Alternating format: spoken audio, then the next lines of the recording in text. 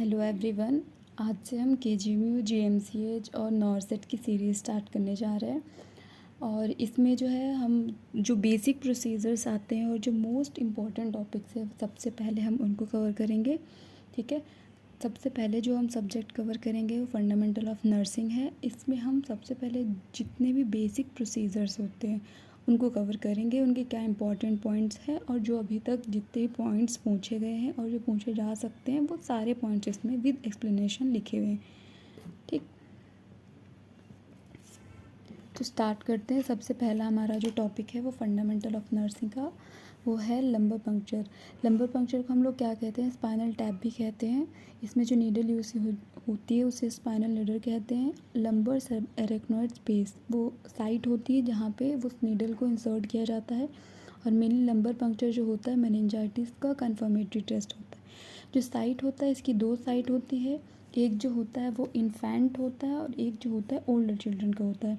जो इन्फेंट और चिल्ड्रन का साइट होता है L4 से L5 होता है और जो ओल्डर चिल्ड्रन एंड अडल्ट का साइट होता है वो L3 से L4 होता है। ठीक है। हम यही साइट क्यों सेलेक्ट करते हैं उसका एक रीज़न है। इन्फेंट्स एंड चिल्ड्रन में L4 से L5 ही सेलेक्ट करते हैं क्योंकि उनका जो स्पाइनल कॉर्ड है वो एंड हो जाता है एट L3। फिर से रिपीट कर रही हूँ, अगर ये आप लोग क्लियर विजिबल नहीं है तो ये L3 लिखा हुआ है। ठीक है।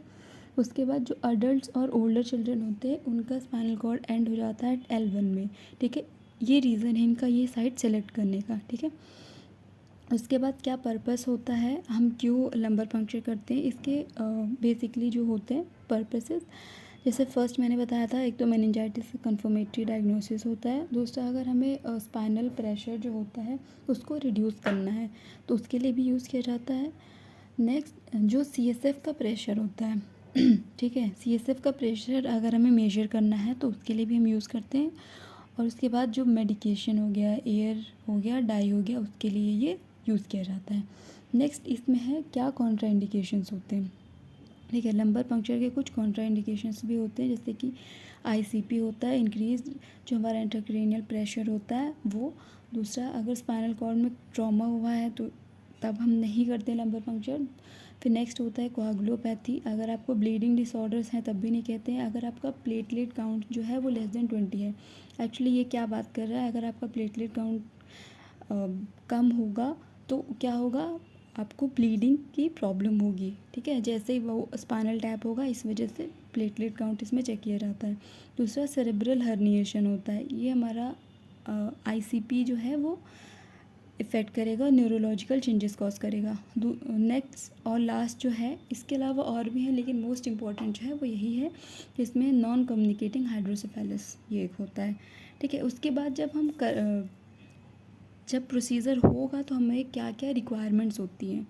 तो स्पाइनल नीडल होती है, जैसे कि मैंने बताया जो अडल्ट्स होते हैं उनके लिए अलग स्पाइनल नीडल यूज़ की जाती है और चिल्ड्रंस के लिए अलग यूज़ की जाती है। जो अडल्ट्स होती है उनमें 20 और 22 गॉज की यूज़ की जाती है और जो इन्फेंट्स और चिल्ड्रंस होते हैं उनमें 23 और 25 गॉज की यूज़ की जाती है। ठीक है। नेक्स्ट मैंने बताया था कि हम लोग CSF का प्रेशर भी मेजर करते हैं तो उसके लिए हमें मैनोमीटर चाहिए। ठीक है। उसके बाद जब भी हम प्रोसीजर कोई भी स्टार्ट करते हैं तो हम उस जो पर्टिकुलर साइट होता है उसको हम लोग क्या करते हैं, क्लीन करते हैं। तो उसको बेटाडीन सोल्यूशन उसके लिए यूज़ किया जाता है। ठीक है। और क्योंकि हम लोग इसको डायग्नोस्टिक पर्पसेस के लिए भी करते हैं तो हम स्पेसिमेन जो कलेक्शन ट्यूब होती है वो लेते हैं। इसमें जो ट्यूब्स होती है 3 ट्यूब्स ली जाती है। फर्स्ट जो होती है वो बैक्टीरियोलॉजी के लिए होती है, सेकेंड साइटोलॉजी और थर्ड जो होती है वायरोलॉजी के लिए होती है। और जो हम इसमें LA देते हैं, लोकल एनेस्थीसिया देते हैं, या फिर 2% जो होता है वो ज़ाइलोकेन दिया जाता है। ठीक है। उसके बाद जो होता है क्या प्रोसीजर परफॉर्म किया जाता है। ठीक, प्रोसीजर में प्रोसीजर से पहले आप क्या बोलेंगे, प्रोसीजर से पहले आपको कंसर्न साइन कराना है पेशेंट से। ठीक है। फिर उसके बाद जो है पेशेंट को ब्लैडर एम्प्टी करने के लिए बोलना है, वॉइड करके आएगा वो। उसके बाद जो स्पेसिमेन होगा उसको लेबलिंग प्रॉपर करना है कि इसमें किस चीज़ के लिए सैंपल जा रहा है। ठीक है। एसेप्टिक टेक्निक, ये पूरा एक स्टेराइल प्रोसीजर होता है तो हमें एसेप्टिक टेक्निक को फॉलो करना है। उसके बाद प्रोसीजर से पहले ही हम क्या करते हैं, 2% ज़ाइलोकेन जो होता है उसको एडमिनिस्टर कर देते हैं। ठीक है। अब जब हम प्रोसीजर स्टार्ट करते हैं तो जो हमें सबसे पहला जो फर्स्ट 2 ml हमें CSF मिलता है, तो बेसिकली हम क्या करते हैं, उसको डिस्कार्ड कर देते हैं, ठीक। उसके बाद जो हमारा हमें जितना भी थेरेपेटिक के लिए चाहिए होता है, फिर डायग्नोस्टिक पर्पसेस के लिए, जिस भी चीज़ के लिए चाहिए होता है, हम कलेक्ट कर लेते हैं। क्या पोजीशन होता है जो हम देते हैं, ओके। पोजीशनिंग जो होती है, इसमें 2 पोजीशनिंग एक्चुअली होती है, लेफ़्ट लेटरल रिकम्बिनेंट पोजीशन और सी शेप्ड पोजीशन होती है, ठीक है। ये पोजीशंस हो गई। उसके बाद पोस्ट प्रोसीजर के बाद आपको क्या करना है, जैसे कि जो पेशेंट है उसका स्पाइनल टैप हुआ है, तो आप पेशेंट को सुपाइन पोजीशन या फिर फ्लैट पोजीशन 2 से 3 आवर्स के लिए रखेंगे, ठीक है। उसका हेड ऑफ बेड जो है वो एलिवेट नहीं करना है, ध्यान से देखिए, ये क्रॉस का साइन है, उसका हेड ऑफ बेड जो है वो एलिवेट नहीं करना है एटलीस्ट फॉर 6 आवर्स।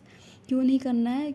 अगर आप ऐसा करेंगे तो क्या होगा, जो उसका ICP है वो इंक्रीज़ हो जाएगा। तो ICP इंक्रीज़ ना हो, उसे प्रिवेंट करने के लिए हम हेड ऑफ बेड को एलिवेट नहीं करते हैं, ठीक है।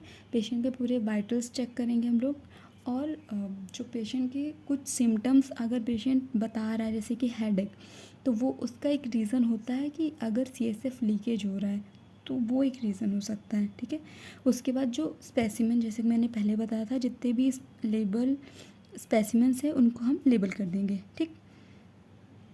फिर उसके बाद कॉम्प्लिकेशंस आते हैं, क्या कॉम्प्लिकेशंस होते हैं, ठीक है। एक तो हमने पढ़ा क्या कॉन्ट्रा इंडिकेशंस होते हैं, कब हमें नहीं करना चाहिए प्रोसीजर, ये ठीक है। और दूसरा ये होता है कि हमने प्रोसीजर कर दिया तो उसके बाद क्या क्या कॉम्प्लिकेशन हो सकता है। तो जो हमारा पहला होता है वो PDPH हो सकता है, ठीक है। और जो दूसरा होता है वो ब्रेन हर्निएशन होता है, इन्फेक्शन जहाँ पे हमने किया है वो हो सकता है, अगर आपने सेप्सिस मेंटेन नहीं किया, ब्लीडिंग टेंडेंसीज हो सकती हैं, ब्लीडिंग हो सकता है उसको, वहाँ पे सिस्ट का फॉर्मेशन हो सकता है, और क्या होता है, CSF लीकेज हो सकता है, ठीक है। उसके बाद ये तो बेसिक प्रोसीजर्स मैंने बता दिए। इसके अलावा इसमें जो कुछ चीज़ें पूछी जा सकती हैं, जैसे कि जो हमारा स्पाइनल नीडल होता है उसकी क्या कलर कोडिंग होती है।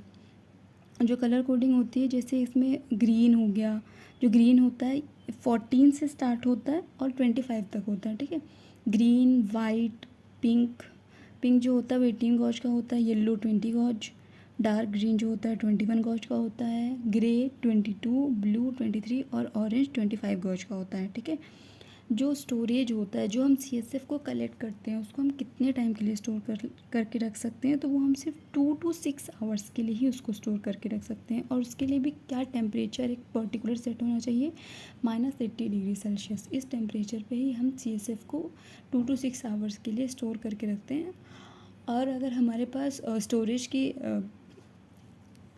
इक्विपमेंट्स नहीं अवेलेबल हैं तो हम उसको डायरेक्टली इन्वेस्टिगेशन के लिए भेज देते हैं, ठीक है। फिर यहाँ पे एक और इम्पॉर्टेंट चीज़ लिखी हुई है, कुछ इसमें बहुत क्लियर तो नहीं दिख रहा होगा, आई एम श्योर। ये एक्चुअली क्या लिखा है, CSF प्रेशर। जो हमारा CSF प्रेशर होता है वो थोड़ा डिफ़र करता है, जब हम लाइंग पोजीशन में होते हैं तो 5 to 15 mm ऑफ Hg होता है, ठीक है।